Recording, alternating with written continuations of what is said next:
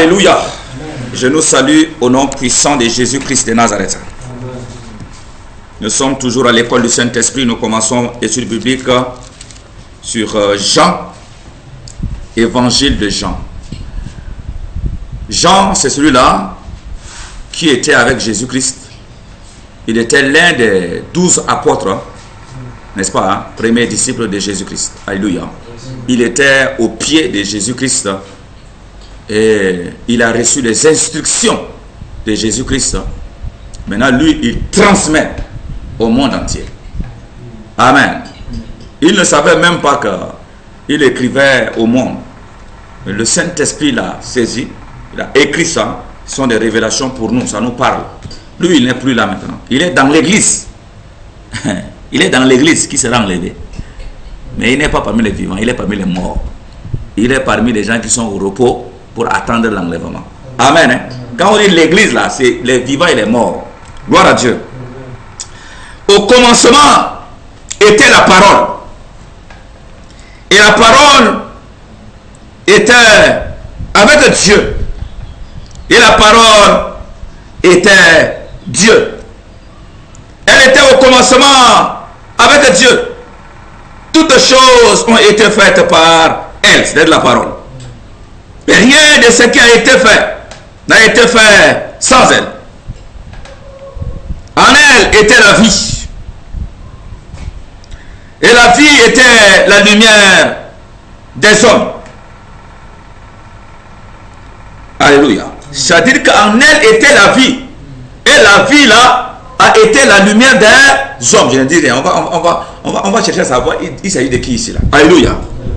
La lumière, lui, dans les ténèbres. Et les ténèbres ne l'ont point reçu. Il y eut un homme envoyé de Dieu. Son nom était Jean. Il vint pour servir de témoin. Amen. Pour rendre témoignage. Alléluia. Pour rendre témoignage à la lumière. Afin que tous crussent par lui. Il n'était pas la lumière. Amen. Mais il fut envoyé pour rendre témoignage à la lumière. Il s'agit de qui là? Il y a la suite encore, mais vraiment je suis précis. Il s'agit de Jésus. Alléluia. Tout ce discours, la parole symbolise Jésus-Christ. Jésus est la parole qui est descendue du ciel. Jésus est le pain qui est descendu du ciel. Moïse, c'est pourquoi dans Jean 6, Jésus va donner cette révélation. Il dit, Moïse ne vous a pas donné le vrai pain descendu du ciel. Amen. La preuve c'est que vos pères ont mangé ça et sont morts. Mais moi je suis le pain descendu du ciel et que vous devez me manger.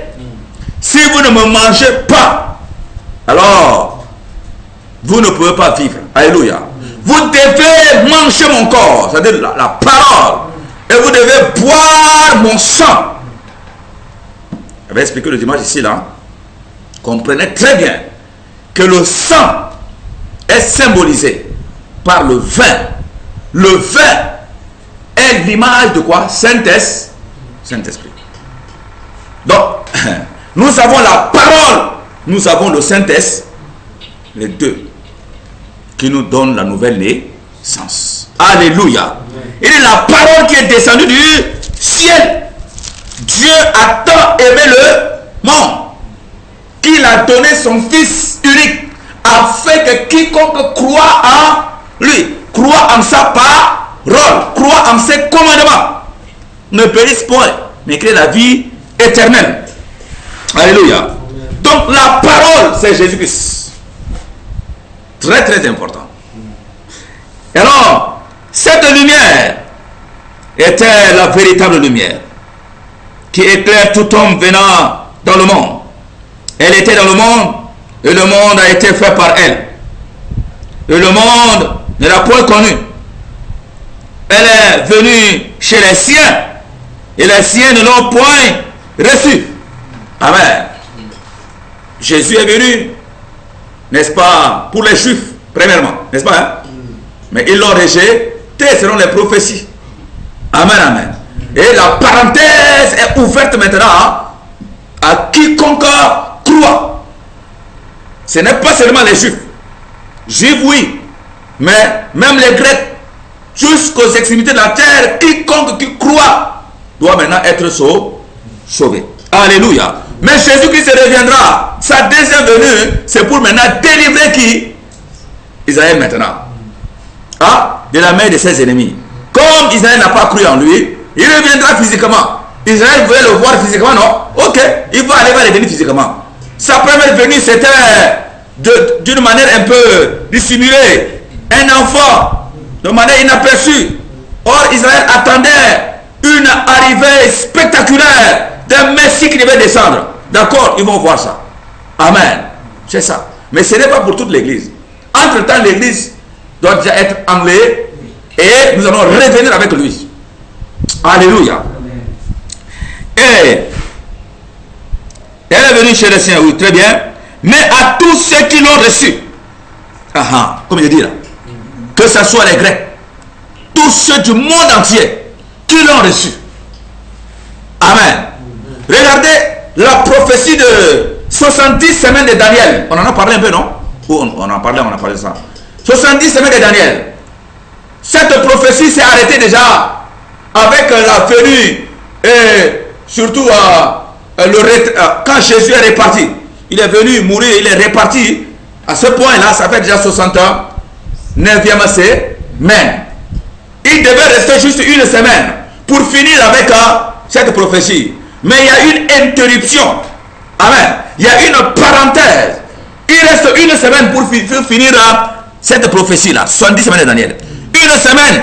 C'est ça la semaine où la Bible parle de l'accord. L'Antichrist va monter. Et maintenant, il y a toutes les préparations maintenant. L'Antichrist est déjà là. Mais sauf qu'on ne connaît pas qui, simplement. Et avec le nouvel ordre mondial, le gouvernement mondial, tout ce qui se passe avec le coronavirus, tout ce que nous voyons maintenant, nous sommes en grand pas vers maintenant l'émergence de l'Antichrist. Nous sommes en train d'entrer de plus en plus dans les chaos. Maladies, les troubles, les famines, les guerres vont venir davantage encore et ça va profiter à l'émergence maintenant de quoi? De l'Antichrist. Il viendra. Et maintenant, regardez, quand vous suivez un peu à la télé partout, les gens parlent des accords entre Israël et certains pays arabes. C'est déjà de préalable. Ça commence. Quand l'Antichrist va venir, mais il y aura un accord. Jusqu'à là, il n'y a pas la paix entre Israël et Palestine et tout ça dans la zone. C'est pas ça. Mais il faut quelqu'un qui va être capable de dire ce bon. Il faut qu'il y ait la paix dans le monde entier. Il va faire accord. Tout. Et cette personne sera vue comme un héros. Et il va se faire adorer. Il va imposer l'adoration. Amen. La Bible dit qu'ils vont faire un pacte pendant 7 ans. Quand on entend ça, 7 ans, c'est que c'est la phase, mais c'est la dernière phase de la prophétie. Amen. Et au milieu de 7 ans-là, alors, n'est-ce pas, l'Antichrist va maintenant frapper, grand tremblement commencer maintenant, frapper Israël et tous les chrétiens qui pourront encore rester. Amen. Qui vont rater l'enlèvement. Amen. Et ça va se produire pendant 3 ans et demi encore. Jésus-Christ reviendra à la 7e année. Alléluia. Pour délivrer Israël. Et on va basculer dans le millénaire. Alléluia. Donc maintenant, regardez, d'un moment à l'autre, l'église peut être enlevée. D'un moment à l'autre. Donc, tous ceux qui ont cru, la parenthèse ouverte au monde entier, aux Chinois, à tout le monde. Voilà la raison pour laquelle c'est l'église maintenant. C'est ça le temps de la grâce. Grâce, ça veut dire quoi? Le salut est pour toi. Toi qui es hors juif. Amen. Le bateau est encore là. L'arche est encore là. Il y a possibilité que n'importe qui, le crapaud, le serpent, n'importe quoi entre dans l'arche. Alléluia. Mais ça va être fermé d'un moment à l'autre quand l'église va être enlevée. Il n'y aura plus maintenant. Il n'y aura plus maintenant ça. Le salut par la grâce. Alléluia. Donc, et la Bible dit à ceux qui ont cru en son nom. Autrement dit, en qui? En Jésus. Elle a donné le pouvoir, cette lumière, n'est-ce pas, hein? Cette parole, Jésus a donné le pouvoir de devenir quoi? Devenir qui? Enfant de Dieu. Lesquels, il faut bien voir, lesquels sont nés. Donc on parle ici de la quoi? De la nouvelle naissance. Ce qui sont nés non du sang, Non. Ni de la volonté de la chair. Donc la naissance, selon le sang et la chair. La naissance, selon le sang, c'est comme tu es né, moi je suis né, n'est-ce pas? Amen. C'est pas cette naissance-là. Naissance selon la chair. C'est pas cette naissance-là. Il y a deux compréhensions de naissance de la chair. Amen. C'est comme tes parents t'ont donné naissance, mais il y a aussi une naissance selon la chair où tu obéis au commandement de la chair. La chair, tu es comme esclave de la chair. La chair te dit que moi, je veux telle fille, tu vas. La chair te dit que va dans telle, fais ça pour ton corps. La chair te conduit dans le péché. Tu obéis à la chair. Alors que la Bible dit que tu dois crucifier la chair pour plaire à Dieu. Alléluia. Quand tu es né selon la chair, ça veut dire que tu obéis à la chair plutôt que d'obéir à Dieu, au Saint-Esprit. Alléluia. Donc, quelqu'un qui est né selon la chair, c'est quelqu'un qui est charnel. Amen. Il obéit à la chair. On n'est pas là pour obéir à la chair tout le monde. La volonté de la chair n'est pas forcément la volonté de l'Esprit de Dieu. La Bible dit que les désirs de la chair sont contraires aux désirs de l'Esprit de Dieu. Alléluia. Mais maintenant, enfant, ni de la volonté de la chair, ni de la volonté de l'homme. Non. Ce n'est pas un pasteur qui va faire de toi l'enfant de Dieu. Ce n'est pas ton oncle qui va faire de toi un enfant de Dieu. Non. C'est quoi? C'est Dieu, la parole de Dieu. Ni de la volonté de l'homme, on a aussi reçu la révélation selon l'Esprit, que volonté de l'homme, quand tu vis par exemple sous une personne, quand la personne t'a éduqué dans la méchanceté, tu deviens également méchant. Quand ton père est un grand voleur, il t'a éduqué, il te dit mon fils, tu dois être brave. Pour être brave, tu dois voler. Et donc tu as reçu quoi? Les enseignements de l'homme. Et donc tu es né selon cet homme-là. C'est pas ça? Tu es né selon cet homme. Il t'a communiqué quoi? Il t'a communiqué les enseignements. Ah, il dit mon fils, tu dois porter les gris-gris. Où est-ce que ça peut pas aller? La protection. Tu es né, tu ne peux pas t'empêcher des gris-gris. Tu écoutes la voix de ton père, de ton nom. Ah, tel père, tel fils. Tu es né selon quoi? Selon l'homme. Amen. C'est l'homme qui t'a donné naissance. Dans ce cas, ni de la volonté de l'homme, mais de la volonté de... Donc maintenant c'est quoi? Il s'agit de quoi? La naissance selon Dieu. C'est ça la nouvelle naissance qui nous sauve. C'est cette nouvelle naissance qui fait de nous des enfants de Dieu. Comment naître selon Dieu?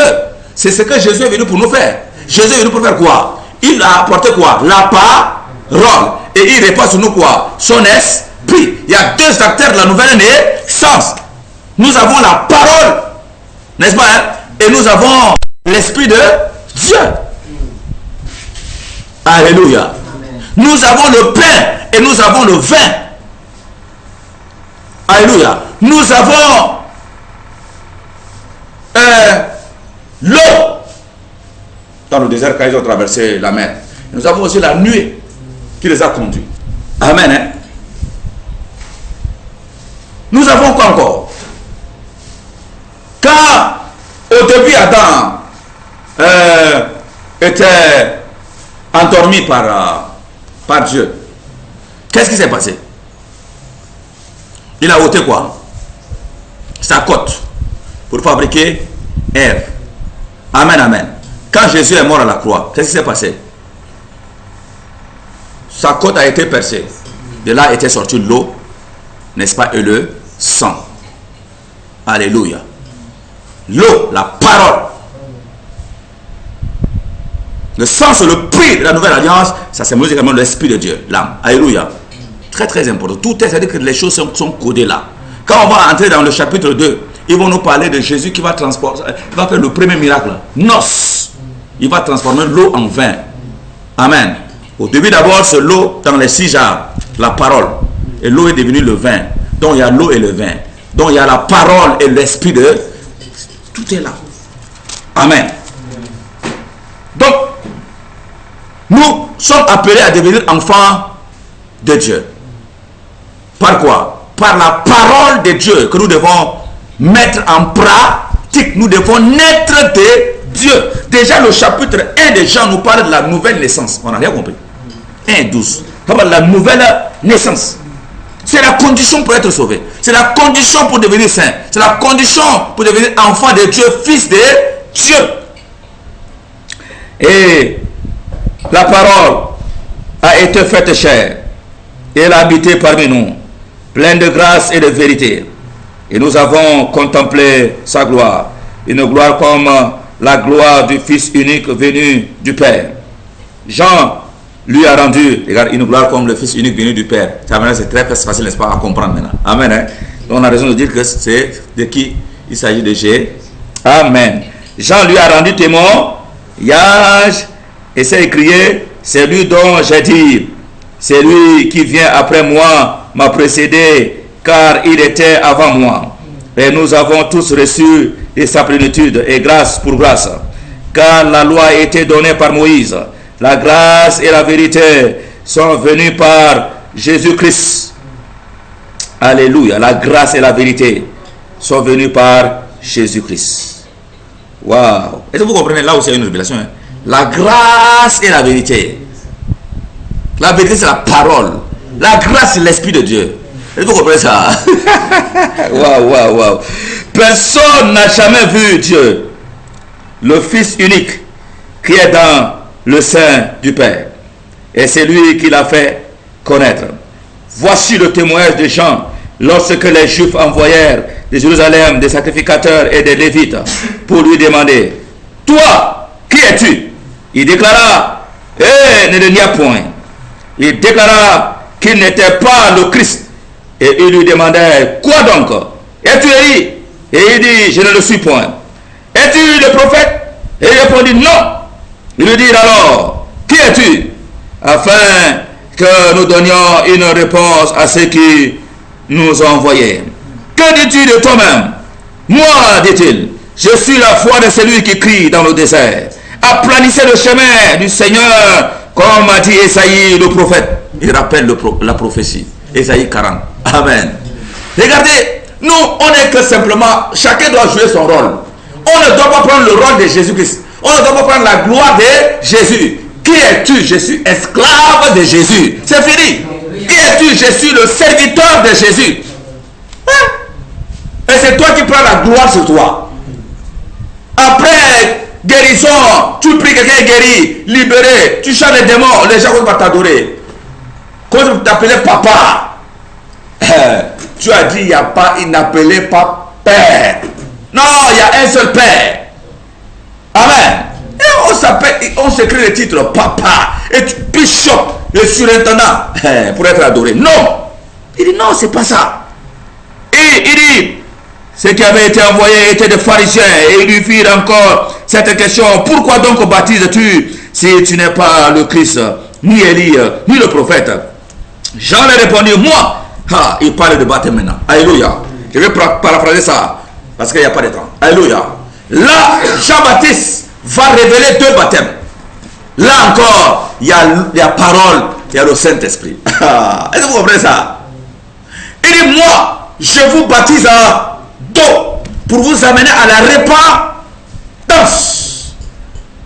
Il dit, c'est-à-dire que le baptême de je vous plonger dans l'eau, c'est l'image de quoi?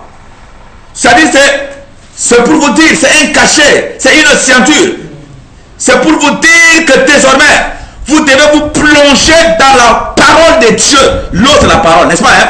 Désormais, vous prenez l'engagement d'obéir à Dieu, d'observer les commandements de Dieu, de vous plonger dans sa parole jour et nuit pour mettre cela en pratique. Et maintenant, quand tu mets la parole de Dieu en pratique, ça veut dire qu'il n'y a plus de péché. Oui ou non? Et la parole te dit, laisse le vol, tu laisses le vol. Laisse le mensonge, tu laisses. Amen. Hein? Et tu deviens maintenant une nouvelle créature. Ta chair d'avant est morte. Tu es enterré, la chair est enterrée. Maintenant, tu revis une nouvelle vie. C'est ça, mourir. N'est-ce pas? Hein? Par rapport à l'ancienne naissance. Et maintenant, tu ressuscites maintenant. Tu es une nouvelle créature. Alléluia. Il dit, moi je vous baptise d'eau pour vous amener à la repentance. La repentance, c'est quoi? C'est le changement de mentalité. C'est l'abandon de péché. C'est le faire demi-tour pour abandonner le péché qu'on faisait avant. Mais il y a quelqu'un qui, deuxième personne, c'est qui? Il dit, c'est pas moi, c'est impossible, moi je ne peux pas faire ça. Amen. Il dit, il y a quelqu'un qui est plus grand. Je ne suis même pas capable de délier à la corde de son soulier. Lui, il va vous baptiser du Saint-Esprit. Ton baptême d'eau, l'eau c'est quoi? La parole, tu es plongé dedans. Il y a la parole. Deux, quoi? Le Saint-Esprit, baptême du Saint-Esprit. Je ne sais pas de la même chose dans tous les 3 chapitres de Jean. Parle de baptême, la nouvelle naissance par qui? Par la parole et par le Saint-Esprit. Chapitre 2 parle